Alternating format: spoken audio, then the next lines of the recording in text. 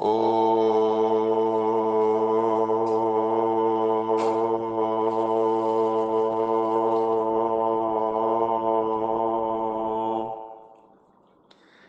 शांति। सत्यम शिवम सुंदरम सच्चित आनंद स्वरूप सत श्री अकाल मूर्त परम पिता परमात्मा की परम प्रिय संतान प्यारे भाइयों तथा बहनों, आज इस मुरली में बाबा ने जो सच्चे परमात्मा के रूहानी आशिक हैं उनकी निशानियां बताई हैं कि कैसे जज करें कि ये भगवान का, परमात्मा का सच्चा सच्चा रूहानी आशिक है।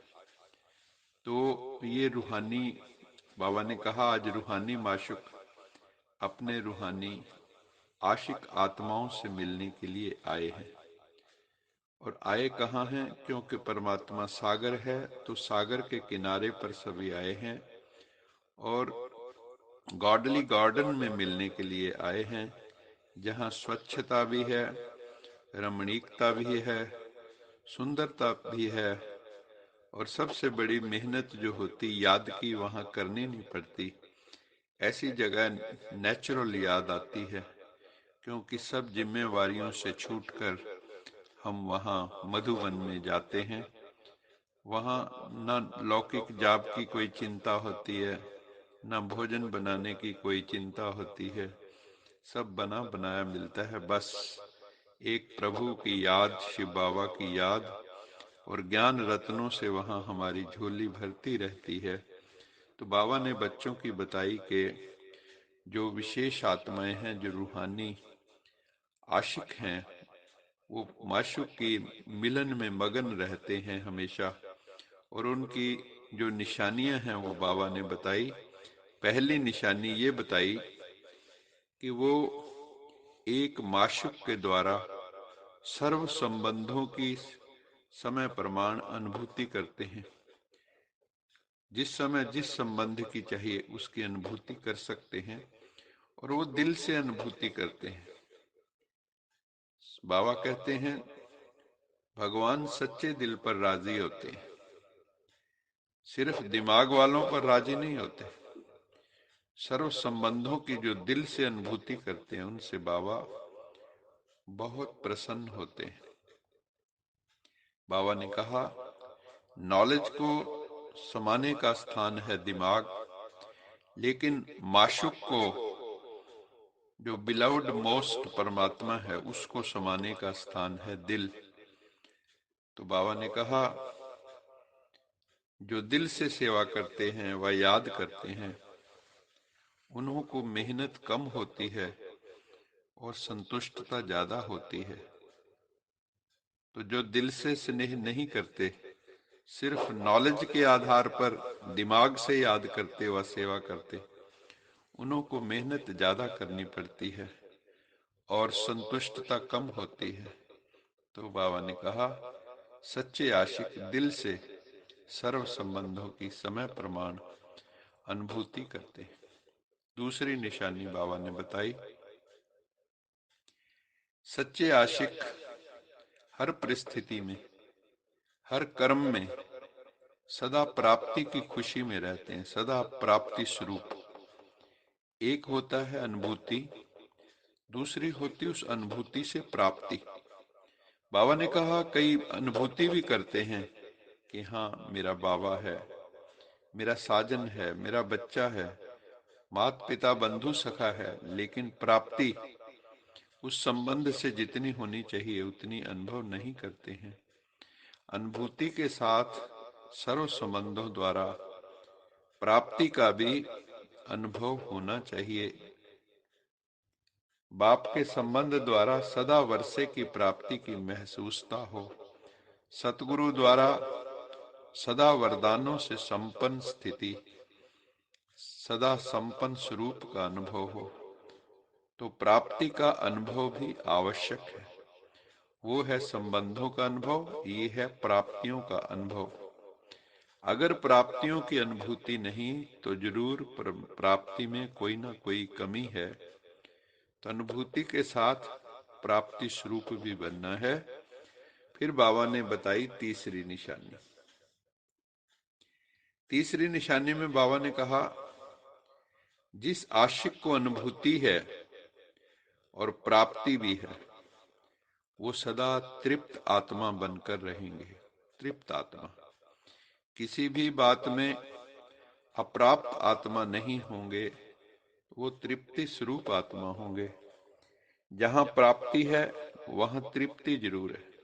अगर तृप्त नहीं तो अवश्य प्राप्ति में कमी है, और प्राप्ति नहीं तो सर्व संबंधों की अनुभूति में कमी है। तो बाबा ने कहा, तीन निशानियां हैं, अनुभूति, प्राप्ति और तृप्ति। रिपीट कर रहा हूं, परमात्मा के साथ सर्व संबंधों की अनुभूति, उससे जो प्राप्ति होती है वो तृप्ति देने वाली हो। सदा तृप्त आत्मा, जैसा भी समय हो, जैसा भी वायुमंडल हो, जैसे भी सेवा के साधन हो, जैसे भी सेवा के संगठन के साथी हो, लेकिन हर हाल में, हर चाल में तृप्त आत्मा। बाबा ने पूछा, ऐसे सच्चे आशिक हो? फिर बाबा ने तृप्त आत्मा के लक्षण बताए। जो तृप्त आत्मा होती है उसे कोई दुनियावी हद की इच्छा नहीं होती, वो सदा तृप्त है। जैसे शरीर के भोजन की भूख है, वैसे मन की भी भूख कौन सी होती है? मेरे को मान मिले, मुझे शान मिले, मुझे साधन मिले, मुझे पूछा जाए, ये मन की भूख है। तो बाबा कहते, जो तृप्त आत्माएं होती हैं उनको कोई मान शान दुनियावी नहीं चाहिए। वो रायल आत्मा होती हैं और सदा भरपूर आत्माएं होती हैं। तो बाबा कहते, संतुष्ट आत्मा, तृप्त आत्मा बनो। संतुष्टता को किसी भी कीमत पर ना छोड़ो। हर हाल में खुशहाल रहो, संपन्न रहो, तृप्त आत्मा बनो। और जो आपस में मेरा तेरा का स्वभाव है उससे ऊपर उठ जाओ। क्योंकि कहते ये तो मेरा स्वभाव है, जिससे किसी का गुस्से का स्वभाव है तो उसको हम मेरा कह देते हैं। बाबा ने कहा नहीं, ये तो रावण के संस्कार है। बाबा के बच्चों के संस्कार तो प्रेम स्वरूप, आनंद स्वरूप, ज्ञान स्वरूप के हैं। हमारा स्वभाव तो परमात्मा जैसा होना चाहिए। आनंद का सागर है वो, प्रेम का सागर, सुख का सागर। तो बाबा कहता है, रावण के संस्कारों को अपने संस्कार मत कहो, भगवान के संस्कारों को। तुम भगवान के बच्चे हो, रावण के नहीं। तो परमात्मा के संस्कारों को ही अपना संस्कार समझो। फिर आगे बाबा ने बहुत सुंदर बात कही, सदा हाथ और साथ ही सच्चे आशिक माशूक की निशानी है। सदा हाथ और साथ, साथ और हाथ कभी छूटे नहीं। सदा बुद्धि का साथ हो और प्रभु पिता के हर कार्य में सहयोग का हाथ हो। एक दो के सहयोग की निशानी हाथ में हाथ मिला के दिखाते हैं ना, चलते हैं। साथी हाथ बढ़ाना, एक अकेला थक जाएगा, मिलकर बोझ उठाना। तो इस संसार के परिवर्तन का कार्य करने के लिए भी हम सब रूहानी आशिकों को हाथ मिला के चलना होगा। तो सहयोग का हाथ है, ये है सदा हाथ में हाथ। और साथ, सदा बुद्धि के साथ साथ रहना है। मन की लगन, बुद्धि का साथ, इस स्थिति में रहना और सच्चे आशिक और माशूक के पोज में रहना। तो आपकी जो रूहानी आशिक होते हैं उनकी दृष्टि में भी माशूक, उनकी वृत्ति में भी माशूक, उनकी सृष्टि भी माशूक। तो बाबा ने कहा, हरेक को पर्सनल प्यार की फीलिंग आनी चाहिए। ये वंडरफुल रूहानी आशिक और माशूक हैं। सारी दुनिया उस परमात्मा माशूक की आशिक है, सभी आत्माएं। तो बाबा कहते हैं, इस गॉडली गार्डन में आप आए हुए हो और सब हाथ और साथ देके चल रहे हो, रूहानी मौज मना रहे हो।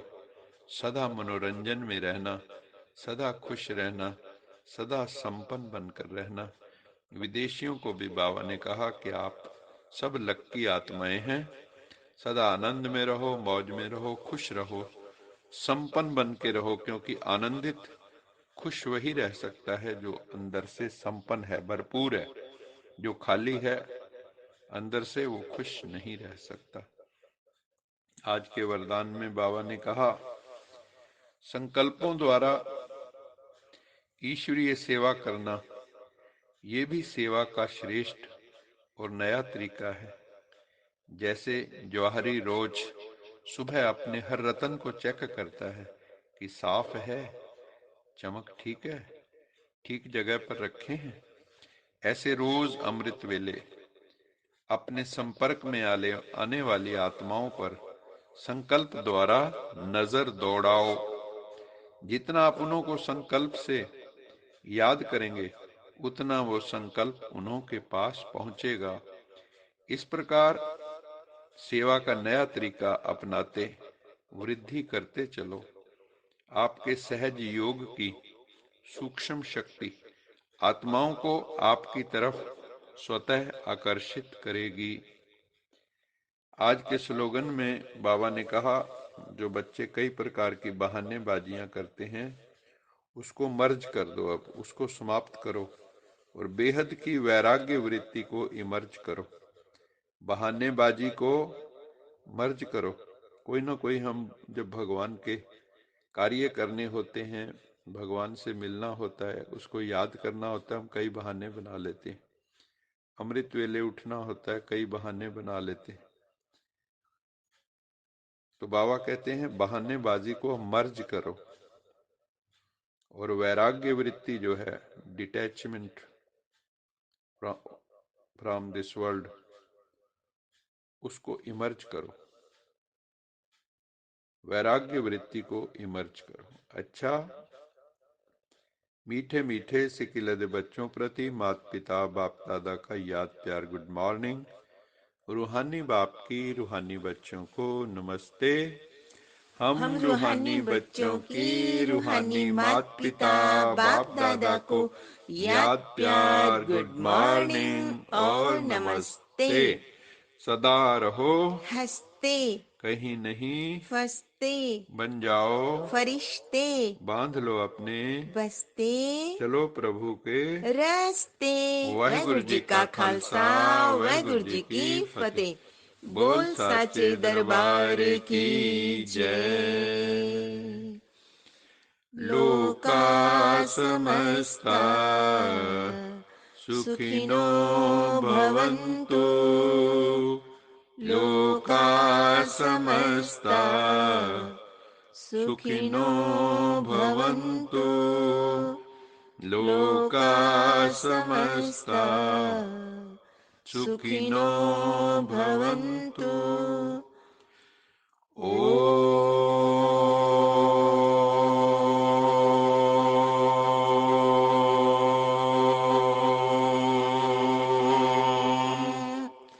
शांति शांति